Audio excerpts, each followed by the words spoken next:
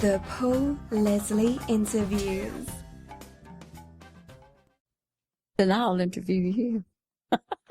Go ahead. What would you do if the New York Times called and said they just wanted to ask a few questions over the phone? If the New York Times called me and wanted to ask a few questions, I would be supremely elated. However, I would want to know in advance what they wanted to ask. What if they said, we want to ask you about this radio program that was, in its early years, was recorded at your home? And they said, just a couple of questions. And I'm going to turn the tape recorder on now. And then you heard. Oh, there would be no hesitation there, Paul. I would have to say that was a few of the most memorable times that I have stored in my bank, that I enjoyed every moment of it, that I was part of it. Not part of it, but that, see, I tend to get carried away. That's perfect. But that's the truth. They're the most memorable days in my bank. They were going to ask me another question. Another question? Let's see. What if they asked you, why do you think that they did it? Why do I think they did that? Well, it certainly isn't because of my fame and fortune and notoriety, nor my billboard exposure, and I haven't been in Variety. I would have to say that someone told them that I was the mother of Jeffrey Pike, if this pertains to music. Mm-hmm. I'm the mother of Patrick Pike as well. To approach me on that level, I guess I would have I have no notoriety. I have nothing on tape, nothing on the marquee, only to perhaps leave to my children, my grandchildren, and know that within myself, I didn't do what I know that I could have done. But I did but I did pass on to my son, and this gives me supreme happiness. It really does. Ladies and gentlemen, it is our extreme pleasure to welcome a woman integral to the formation of an award-winning international radio program. Our very special guest has been a lifelong pianist. Her name is Phyllis, and she joins us at last for an interview. This is just for all you listeners at home, should it ever air. But for now, this is for posterity. With no further ado, Phyllis. Thank you so much. Who is Phyllis? Paul, I've been asking myself who is Phyllis for a number of years. Who is Phyllis? I guess she's two people. I guess she's a loving person. She's a giving person. She loves hard. But who is Phyllis? She's locked inside somewhere that I can't answer that because I don't know. I think most stories are best from the beginning, so tell me, where are you from originally? I am from Spartanburg, South Carolina. And what is Spartanburg, South Carolina like? Spartanburg, South Carolina holds the only beautiful peach that's to be held. That's me. Spartanburg, South Carolina is home, it's childhood, I don't really know how to answer what you want to hear. You want to get the impressions of my memories or yes, what it is like, because I haven't been back to Spartanburg in many years, since 94. So building-wise, street-wise, shop-wise, all I can say that it once was home. We do not want to go into the memories of home because we would be here for some time. Can you remember the music you heard around the house? Always, always. Always Sunday afternoon, there was classical music from my father. And if he wasn't listening to classical music, which rang throughout the house, he was playing violin and I was playing piano, or reverse. I remember once that I was in my bedroom when I was a teenager, and my friends were into this rock thing, like Fats Domino, whatever. And there was a knock on my door, and it was my father. What do I hear in there? I said, well, Daddy, He said, he disapproved. He disapproved, but not with any harsh, My father was very much, he was very much a musician, and he hasn't been given his due, really. What kind of music? I got off track with you there. No, that's fine. What kind of music did he play? Did he play music? Oh yes, he played steel guitar, he played piano, he played violin, he played saxophone. He was pretty much like my son. I say my son, I'm the same, but not to that degree. What kind of music did he play? You say steel guitar, it makes me think of country music. He played a lot of Larry Carlton. He played a lot of Les Paul. I don't recall any country music coming from his room. I would just recall passing by. He played a double neck steel, and I remember one tune that he played. I do not know anything except the title, and it was The Hands of Time, Turn Back the Hands of Time. And for some reason, that song intrigued me. And I recall sitting outside his door on the floor one afternoon, and he played that over and over. I'm sure he was playing it for his own benefit, to correct his mistakes or to get what he thought he didn't get right in the first place. But he came out and he saw me sitting there, and I was less than a teenager. It tugged at my heart, and there were tears streaming down my cheeks, and he thought that I was hurt in some way. And I said, no, it's just the music, just the music. And he played classical. He made sure that was the main focal point of music in my life. I think everyone that's either a musician or just a very strong lover of music, they have certain artists that when they're growing up, there's no doubt about it, they loved that musician. I remember from my house, everybody in my family plays music. My father plays saxophone. My mother played a little on piano, was in a choir, and mostly played accordion. My oldest sister was into clarinet. The next oldest was very serious into flute.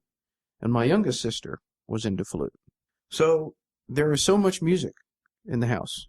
And so there was so much to be exposed to.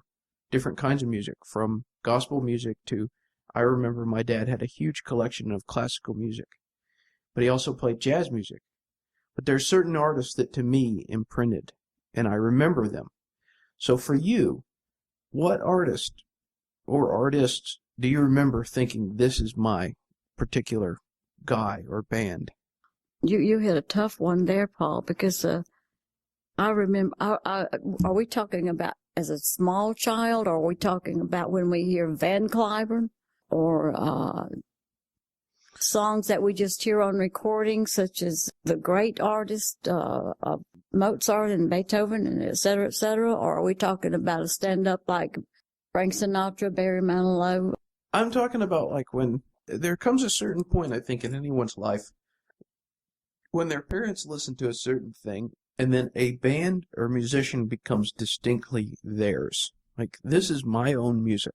Sometimes it was something that the parent listened to, but like sometimes it becomes like, I'm specifically requesting to hear this. Do you remember when you were first starting to get your own musical identity? Is what I'm saying. Kind of like when you said your father disapproved of rock. I remember when I was 15, my parents took me to an auditorium in Charlotte, North Carolina. I saw Liberace. Now, forget his showmanship and just his fingers on the keys. That was a teenagers have those feelings. But we stood 3 hours in line to get his autograph, and I only wanted to see his hands. Mm-hmm. It's just like with Elton John. When I met him, I wanted to see the hands that did that. And I'm not giving you a very good interview. No, I disagree completely. Tell us about what it was about Liberace that appealed to you.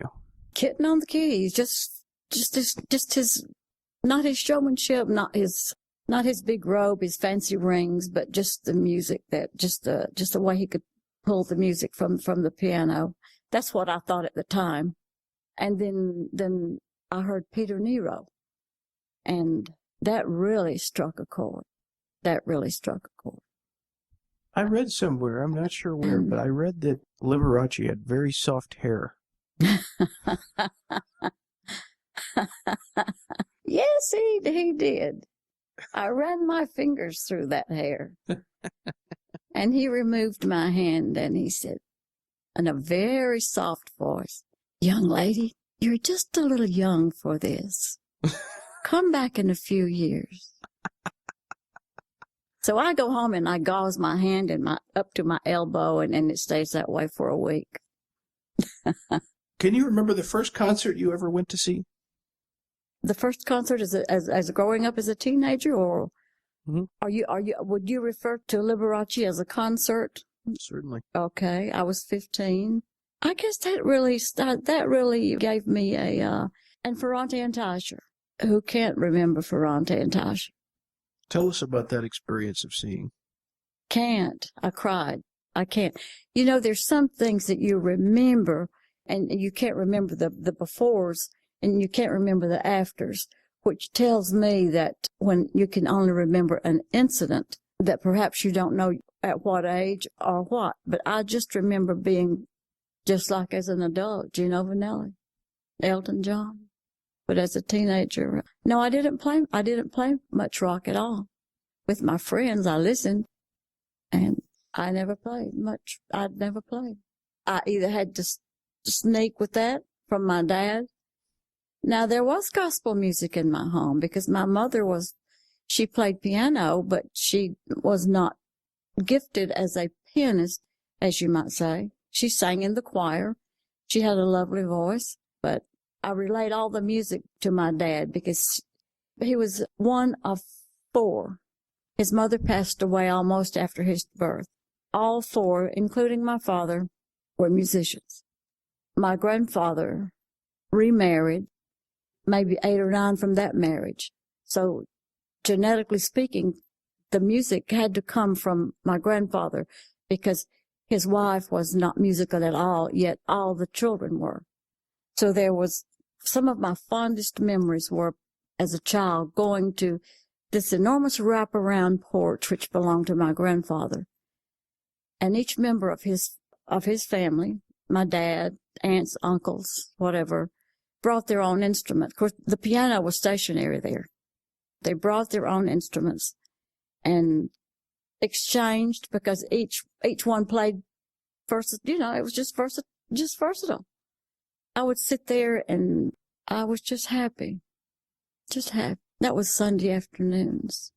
Oftentimes my mother discouraged that because she said on their break they went to the kitchen for a glass of tea, and she wasn't so sure they went for tea. At any rate, it was all music. It was all music, and if my dad could see or be with Jeff at this point in his career, it would. I can't imagine. I can't even imagine what pride or what the two of them could have done or together. But Jeffrey has quite a few legacies to leave. But I'm going to speak for him. His music came from his grandfather. I gave him a little head start there, but I was given a head start. That's all. How did you get started on piano? There was always a piano in my home, and I remember, Paul, that I just climbed up on the bench. I must have been 3, 4, whatever, 5 at the most. I do remember that the first recital I gave, that was in. My little knees wouldn't come up to the bench to where my legs would go completely over. And when I walked out on the stage, the audience laughed because the kids before me were much older, and I thought they were laughing at me. And I was frightened. I was frightened to the point that I almost got up and ran, but my legs would not, they just would sort of dangle. And I remember that I played a prelude, a short prelude. It was a Chopin's prelude, very short and sweet.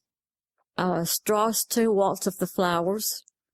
And I played a little tune called Polly Wolly Doodle All the Day. If you could put it into words, what do you like about the piano? What do I like about it? Just the piano, or just the piano organ, or music itself? See, I was church organist for many years, and that also intrigued me, but not like the piano, because just like today, if I were at my emotional best, I love to play on rainy days. It just pulls something from, I can just express myself, my fingers, and I have a tendency to play with my heart and the way I think, instead of playing with what perhaps you, Jeffrey, or the couple in the back want to hear. I have a tendency to lose myself in the piano. I just express myself better with that. Does that make sense to you? Mm-hmm. It does.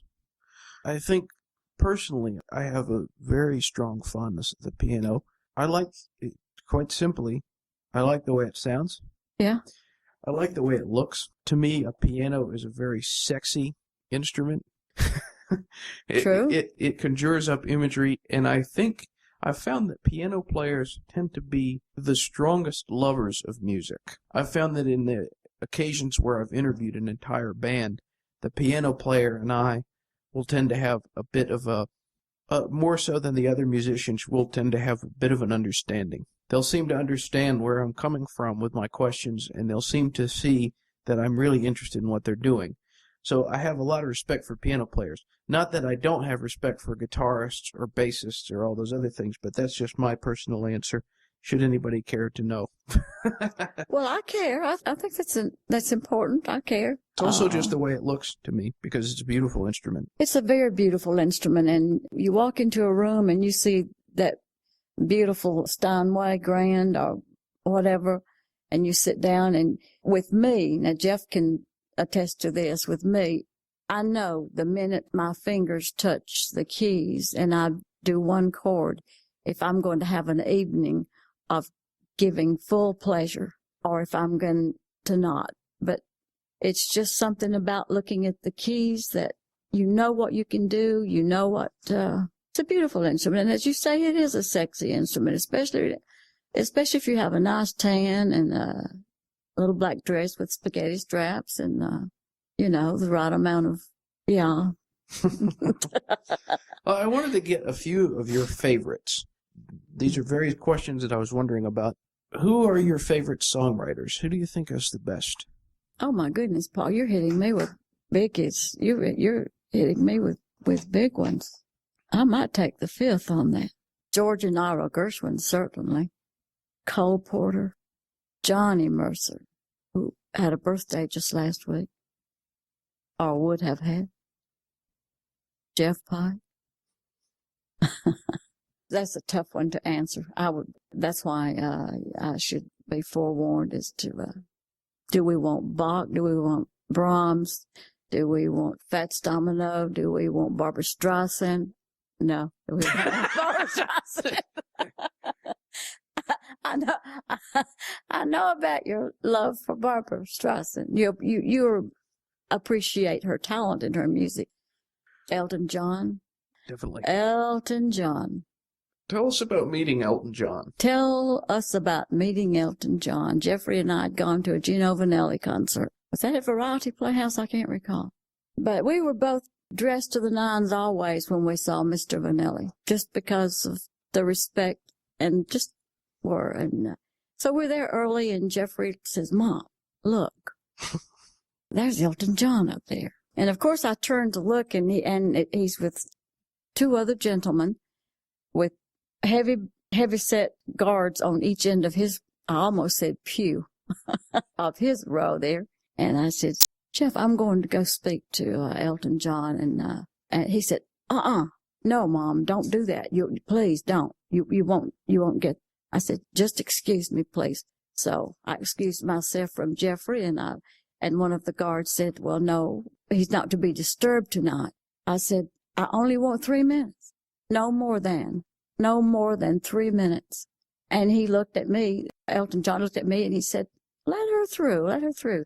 So I go behind his seating, and I'm sitting in the seat behind him, and he turns around, and the first thing I said to him was, "May I see your hand?" And he looked at me, Paul, like I was an idiot.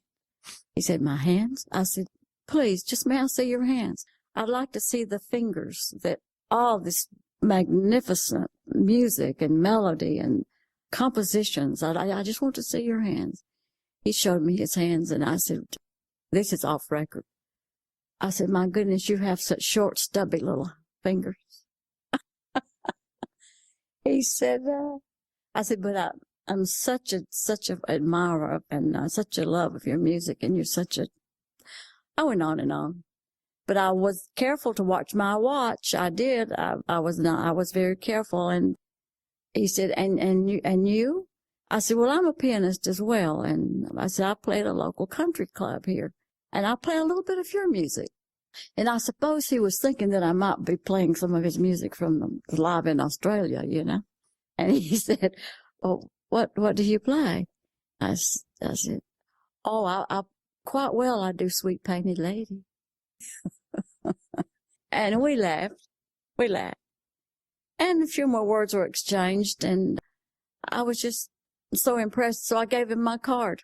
I said, I tell you what, I said, if you ever need my services and you're having a nice cocktail party and need entertainment, feel free to call me. I said, my name is Phyllis Floyd. Here's my little pink card. He kept it, and I saw him again about 6 months later at Phipps Plaza at, what's the restaurant there?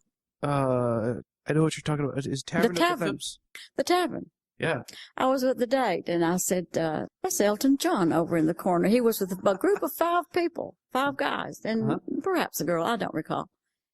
And I said, I excused myself, and I said, I need to powder my nose, so to speak.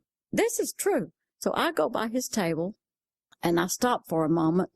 We make eye contact, but I mean, you know, no big deal. I mean, who am I? A little peon plays piano with a pink card that says music by Phyllis. So on my way back, I decided, well, that didn't suit well with me. So I stopped again, and I said, excuse me. I said, and that's as far as I got. He said, I remember you. He said, you're the lady with the pink card. You think that I have stubby little fingers? And he laughed, and he said, it's such a pleasure to see you again. I said, well, I hope that I didn't take any more than 3 minutes at the Vanelli concert. He said, oh, you were fine. So that was nice. Very nice. I love that story. It's fine. You find that people we tend to put our entertainers and our movies, actors, actresses on the pedestal. But at the end of the day, they go to bed, they answer their phone, they take off their makeup, they slip into their nightie just like we do. What about just your favorite all-around musicians? We talked about the composers of music, but just your favorite musicians. Chris Bodie, Josh Groban, Barry Manilow, Barbra Streisand, easy listening, good jazz, Kenny G. That's a list. That's a list of Jeff Pike. I have to agree with you on Manilow, definitely. Did I say Gino Vanelli in there? Gino Vanelli. There's another one. All right. Of all the concerts you've been to in your life, is there one that is at the top of the list? There's one at the top of the list that I missed, and that was Gino Vanelli.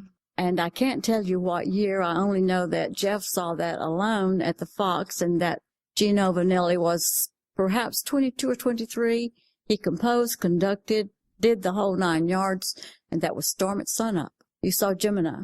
You saw Brother to Brother, and I stand corrected. I guess the reason I missed Storm at Sunup was in a dream that I had once, and I was coming down the aisle in a cloud of smoke, and he was doing Storm at Sunup coming after me. And I was in a long, flowing chiffon white dress, like a teenage dream. Sorry about that, Paul. No, not at all. Back when you were performing, like at the Atlanta Country Club, like that was advertised on the pink business card, what were those performances like? Absolutely the best years of my life after raising my family and making a home. Oh, it was like? It was like walking into the room, and like you say, the candles are glowing, and you see the piano there, and you know what you can do. It's just something you know that you're meant to do, and you know that you can do it. And where did all the years go that you didn't do this? But they went to my family, and I was supremely happy giving my time to that. Wouldn't trade it for the world. Not for the world. If you ever recorded your music, what do you think you would record? If there was ever a time that you did say, you know what, I'm going to record something that I'm playing, whose music would you record? What songs is what I'm saying, just a couple. Clair de Lune, Moonlight Sonata, Liebestraum, Chopin's Polonaise, if I could do that now, in the E flat major or whatever the one that I played. At any rate, that was back when. Soft, easy listening, Stardust, Laura, you name them. They go back to oldies that I remember my father teaching me that his father taught him. Sentimental Reasons. The Old Lamplighter, that was an oldie. That goes way back before your time. Easy, good jazz, but I don't play jazz that well as the musicians that I hear. But then again, I probably could if I had been taught, or if I learned, or if I sit down and do it. And I do find at times when I sit down, I can bring tunes to my being and the rhythm to my being that I didn't know was there. And then again, I can fall back into the nice, easy, gloomy, rainy music. Like, I know you don't remember this one, and I couldn't tell you who wrote the tune, Gloomy Sunday. And that was way before my time. Gloomy Sunday. I've tried to find that on the internet. Gloomy Sunday. If you find it, let me know. I will let you know. For some reason, it's ringing some kind of bell. I played it last night a little bit, but I was off key last night. I was just playing around with Jeff's piano, but I'm thinking that if my memory serves me, I think it has to do with a death. I'm not sure. Because the whole life is lonely.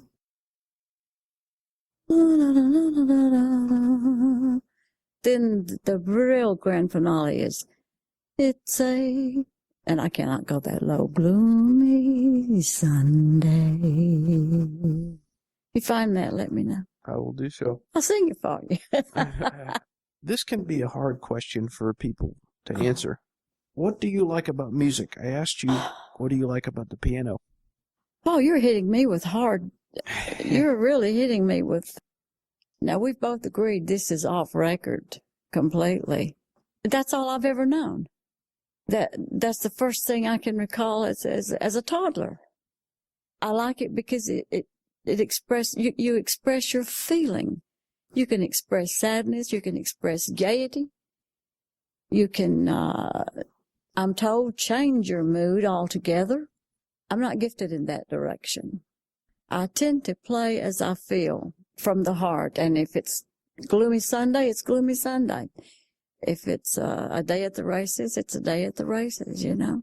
Perhaps that's because I didn't spend enough time out there entertaining that I say that, because I play mostly for my own enjoyment now. And I do play a lot. And that was a poor answer I just gave you, wasn't it? No, not at all. Don't be so hard on yourself. It's interesting because the show started with the world of Jimmy Buffett, but it's gone to so many different worlds and it's touched on so many different things. And all of that in the beginning was filtering through Shortleaf Drive. And wow. I have many, many fond memories of that house. Tell us just from an observer, because nobody else has had the opportunity to see a lot of the shows recorded. What was it like observing the show? What was your impression of it when you think about it now?